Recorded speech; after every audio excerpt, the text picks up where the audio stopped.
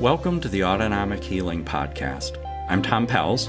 And I'm Ruth and Lorensson. We'll be unpacking what it looks like to activate your brain to holistically manage stress and trauma that bring healing to the mind, body, and spirit. Being free to live authentically as humans. Thank you for joining us. Let's get this conversation started. Okay, Tom, we are here in our ABCs of thriving. I'm excited about this conversation that we're going to have. We're going to be talking about what it looks like to be poised for possibilities. It's not, we're in P. And your contribution, Poised for Possibilities. It was, and it came, maybe I should share why, because a couple of weeks back we were, and we always do this, just so our listeners know, we might, sometimes an idea pops out, so I'll text you or vice versa. Mm-hmm. And I was, a couple of weeks back, it was the last week of my kids' school, and any parent out there knows how stressful those weeks are, because there's just all these things and then you're anticipating the summer and all of the rest of it. Anyway, we were due to go for a short vacation in Florida, and I got a phone call midweek that potentially the whole thing was going to collapse. We'd lost our accommodation, and I was just like, you know when you have those days where you're just like, okay, it felt like a bit of a final straw. I remember I was driving around, I had millions of things to do. I was trying to get my presents for their teachers, and I was in the middle of doing an essay for my own study. I was driving around, and I just remember thinking, like, that sinking feeling of like, oh, seriously? Like, anyway, I took myself off and I just drove, and I thought, I'm going to go and get a coffee. And I sat down, and I was so stressed, Tom. I was definitely in the tsunami of stress. And I was like, passed right up in there, at least distress and discontent, but you didn't avoid nicely. Yes. Well, I was swearing quite a lot to myself. Distress and discontent, sure. But I just sat down and I ordered myself a coffee, and it was lovely, Colorado sunshine. Mm-hmm. And I sat there and I thought, you know what?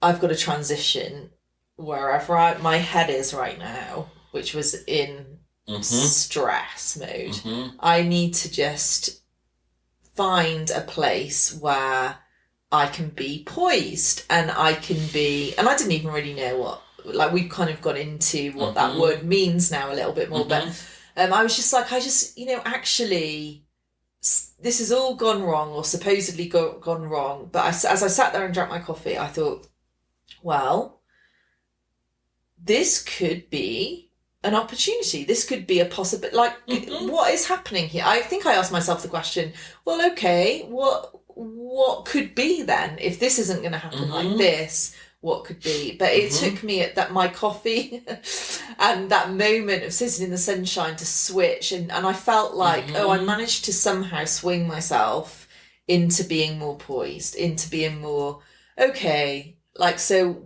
what, instead of just seeing it as all bad, how about I look at this and think, well, okay, what could we do in this situation? What are the possibilities? And so that's what and we ended up, I've just come back actually a couple of days ago, and we had a lovely time, and we managed to fix it all up, and we went to Florida, me and the kids, and had a great time. But I texted you at that time a couple of weeks back saying, oh, what about Poised for Possibilities? And you liked it. So here we are talking about that. And it is I love the phraseology in this. It just feels positive, right? Poised for possibilities. I mean, who doesn't like that? And thriving. Yeah, it does. Not just surviving. But I think, there is something to unpack in it for us to get the real meaning, So, let's start there. Let's look at, maybe start with that word poised. I mean, it came to my mind. I didn't really it's not a word I use all the time, but it came to my mind in that moment, and I texted you and you thought, yeah, that's great, Ruth.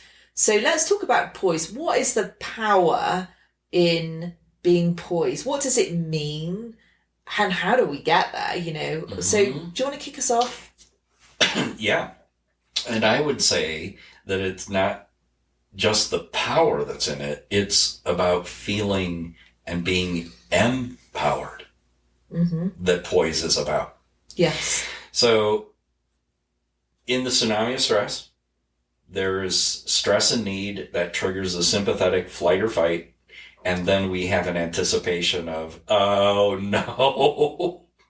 And then that stress and need, the reason for that is because the core issue is that we feel insecure and or inadequate to deal with the possibility.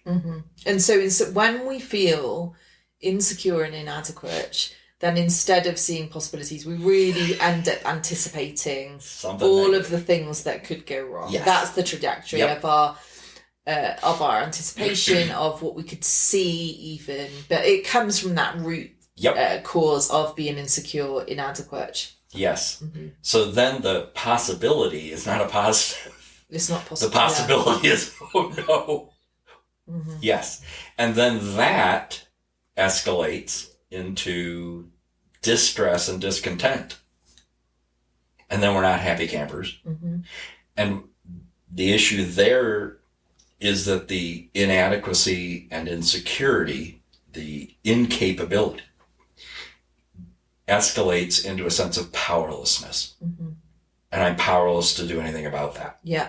And I think that's what I did feel when you hear something, you've done your dues, right? You've put your effort in, you've tried to do something that will, for me in that case was to give the kids a few days of fun, and then something outside of my control happened to me. And so that sense of this is happening at me and I have no control. And the switch for me was powerless and all of the rest of it. But I think the switch was when I'm like, oh no, okay, hang on a minute, let's take a breath here. And I am empowered. There are possibilities, but it's a switch. It's a really shift in perception. Yes. And so what happens then is that in rational intimacy, as opposed to the tsunami of stress, in rational intimacy, we can have a sense of contentment when there is stress and need. Contentment isn't the absence of stress and need. Contentment is a sense of, I can cope, I can manage, and the stress and need is about possibilities and change. What's coming? What might be? What might happen? And stress and need just are. There's never a place to exist where there isn't stress and need. So it's the sense of contentment that I'm okay. And I feel secure and capable to deal with the stress and need. Okay? So then in rational intimacy, what that progresses to, what that grows into is grace. And that's where there is a sense of feeling empowered. And this is where poise for possibility occurs. Because the stress and need, and I have contentment, but now I am poised for possibilities. And poise is very much related to grace. So poised is a sense of assurance, carriage, like carrying myself with poise and dignified, not losing my mind. But also that sense of self-assurance and combined with composure. And that is, I think, an expression of feeling empowered. Yeah. I'm empowered. Here's the possibility. I'm empowered to pursue that and do it with poise. And so poise for possibility. What's interesting in the history of the word poise, if you go back, poise previously, a long, long time ago, Latin, okay, was the idea of weight. Why would that be so? Poise, we don't think of weight, right? But poise, historically, went back, and stay with me and I'll try and do a word picture to help explain this. It was weight because it was in reference to balance. And if you've got scales and you are weighing up one thing along with another, it's an issue of weight, and the weight is in balance. And so it's an emotional equilibrium, a balance. If you go further back before the Romans to the Greeks, it's the idea of weight, but a weight, and it was even applied to a weight of a compressed spring. Wow. And there's that potential energy in it. And that's how it kind of grew from those things into the human experience of there's energy here, but it's a contained, it's balance, it's equilibrium, it's this on the one hand, this on the other, and the poise and the empowerment and... Yeah, that's amazing. And I love those pictures because, and when you think of those times where, and we've all had them, something happens and it's like we are, thrown off, something out of left field comes and we're not balanced, we're not poised, but to be able to regain that and go, okay, I'm going to be in a position where I'm going to rebalance the weight here. And you did. Yeah, I did. If you think about that. Yeah. That's and I love the spring thing. Shop. I love that picture of the spring as well, because it's not just, it's like in the space of being poised, you are, the weight of it, the composure of it is retaining energy for the right opportune time to actually go for the possibility that might come your way, so that idea of it's not just like a yoga pose, right? It's not just it's not just going on, like trying to rebalance, but actually there's it's for the moment and it's for what's going to come. And it's proactive and dynamic. Yep, carpe diem, seize the day. Seize the day. Yes, but you do so with poise. Yeah. And so in terms of the neurobiology of this and the neuroscience of it, what's happening is that we experience something and that either triggers a sense of flight or fight as a sense or perceived threat. This possibility is experienced as a sensed or perceived threat, like Florida and we don't have a place to stay. And that's all. And that flight or fight. Or with the feeling secure and capable, then that shifts into the parasympathetic, which is relax, recover. So by going to the coffee shop, giving yourself a break from trying to figure this out and anticipating that way, anticipating, well, what might be possible here? What could be? How could I problem solve this? Because that's communicating with the prefrontal cortex, which is executive function. I'm in charge of me and everything I respond or react to, I'm doing that. And then there's personality expression, problem solving and decision making, but that function of anticipation. What do I anticipate? And here we're talking about possibilities. And the poised for possibility is why it's about thriving. Yeah. Because there's always stress and need. The stress that you described of not only transitioning from the school year, but wanting to start off with a nice, lovely trip to Florida. Yeah. And then make that transition. right? Mm-hmm.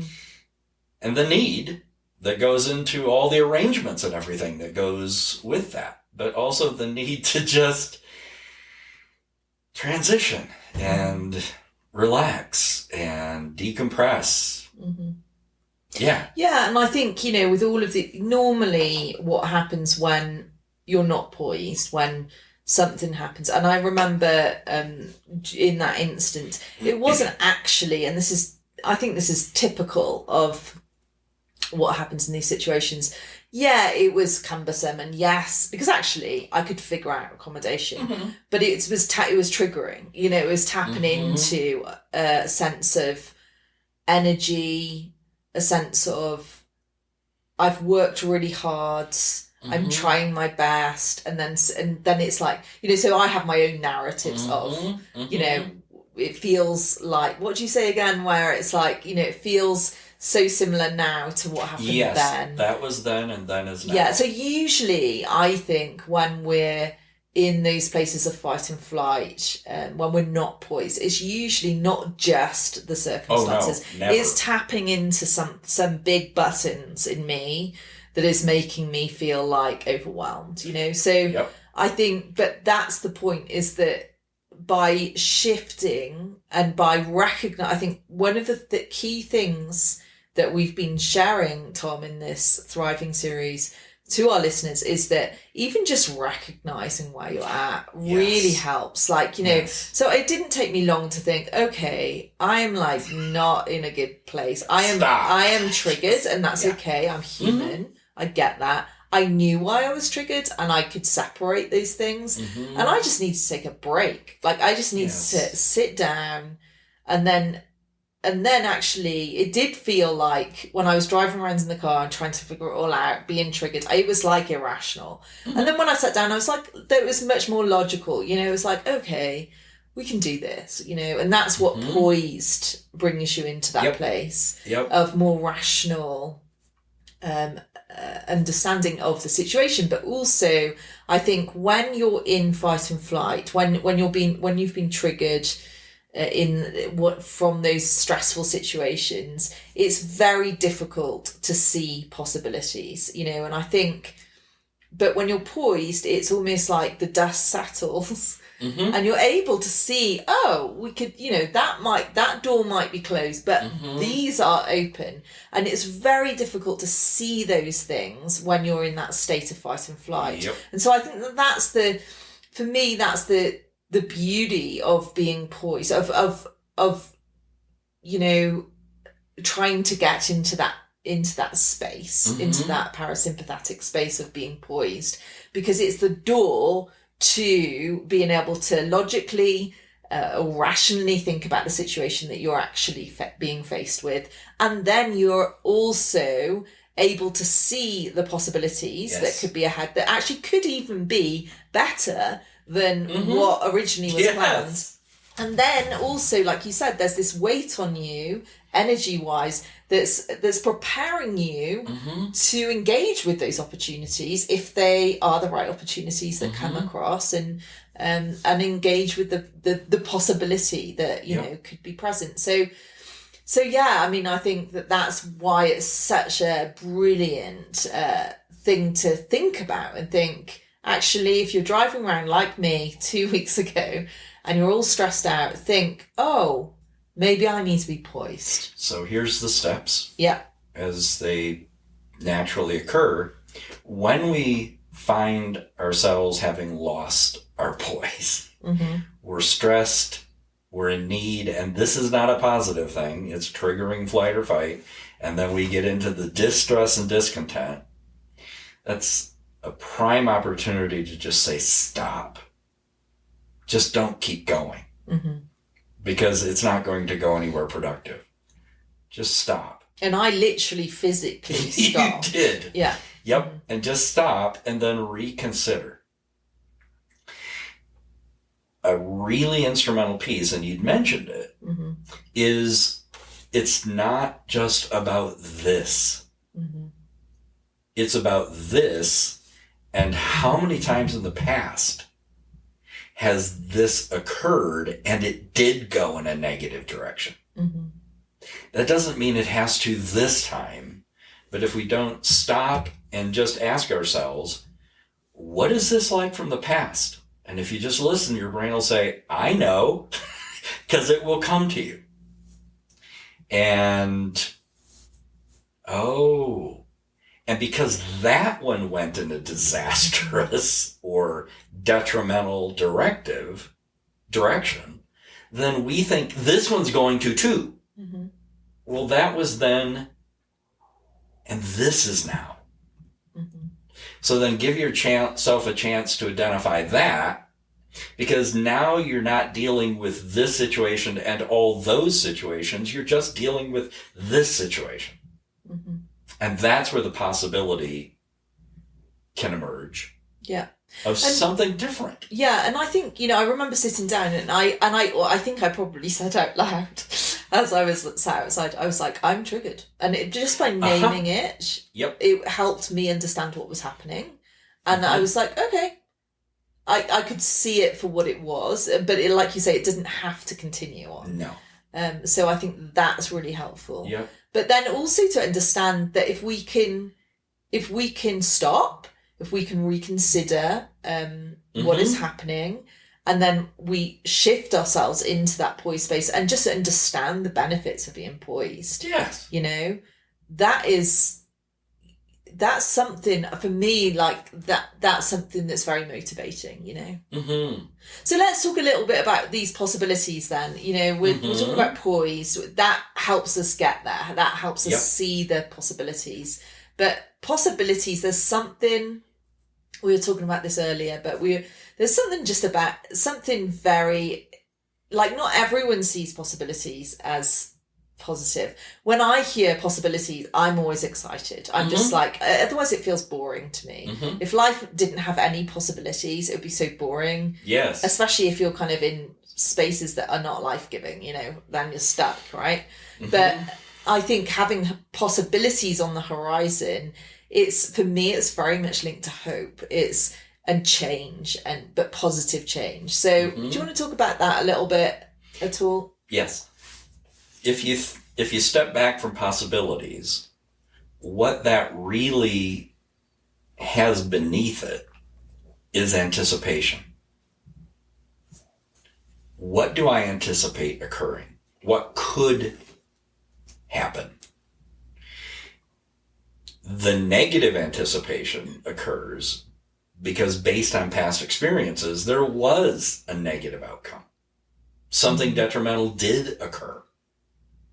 And so the anticipation of the current situation becomes compromised. And then I don't see it as a possibility in a positive sense. I see it as a negative anticipation. When you get a hold of that and say, no, that was then, this is now, then it can become an opportunity. And also, there's something about it, I think, that it isn't just pie in the sky. It's not. No. It's actually, there's a partnership with possibilities that, it's not just like this kind of hope of like, well, maybe if I'm poised, maybe something magical will happen out in the sky. No, this is about when you're poised, you're able to then consider and partner with what could be. Mm-hmm. And so you're actually very much involved in that. And it could be like, oh, well, what could we do then? If that's not going to happen, what could we do? Which is the possibilities. And so I think that's important to name that and then that becomes an opportunity, because it isn't just this kind of wishful thinking. You're balanced enough. You're that, the weighted, balanced enough. You've got energy enough to think through what else you would like to do. So it's very connected to who you are, what you would like, what you could do. And it opens the door to opportunities that might not have existed. And I think this is the alluring thing, Tom, about the whole situation. There's something about partnering with the space that you find yourself in, even though it's negative, taking what is coming against you or being shut down, stopping, reviewing it, shifting into being poised, having enough balance and energy to think, well, what else could be? Then these doors of opportunity come. I think what's so alluring about that is that it's like magic can happen in those spaces. So you can end up having or meeting someone or having an adventure or, I don't know, having something significant happening in your life through partnering with that process that would never happen if you had gone the original route. And so I don't know what that is, but I've learned. So there was a little bit in me during that time of like, oh, well, okay. Like, well, what's going to happen then? You know, and an anticipation of adventure, really, instead of fear or that it's all going to go wrong, if that makes sense. And I think the two words that describe the different trajectories, the one is focused on obstacles then. Because here we're into the problem solving and decision making part of the brain, the prefrontal cortex, and it becomes problem solving and decision making that are about options and opportunities rather than problem solving and decision making focused on obstacles. Absolutely. And it shifts those. Yeah, and we were talking earlier just about, you know, we obviously the main focus we've put on this today is my little blip a couple of weeks ago, which isn't it about our individual pursuit, and we all can identify with various versions of that. But we were talking earlier today of like, actually, even in businesses or in teams or in, you know, when there's a lot of places where groups of people have to problem solve. And if we can access being poised, rather than feeling like, oh my gosh, there's all these massive giant problems out there that are coming at us.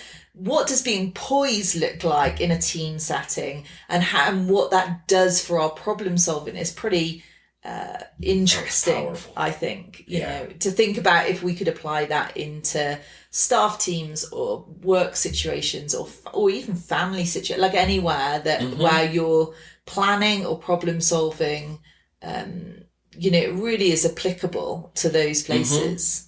And it really does shift from a focus on obstacles to a focus on options. Yes. And possibilities. Yeah. Yep. So exciting to unpack that a little bit. And it is key to thriving. It's a big part of that space. So because we run into these every day in one form or another. And is it about being poised for possibilities, or is it about the anticipation and the obstacles? We get to choose. Yeah. You've been listening to the Autonomic Healing Podcast. Join us next time as we continue in our conversations with Tom. If you're interested in pursuing your own autonomic healing journey and want to find a practitioner, visit our website, innerworkings.org. See you at the next episode.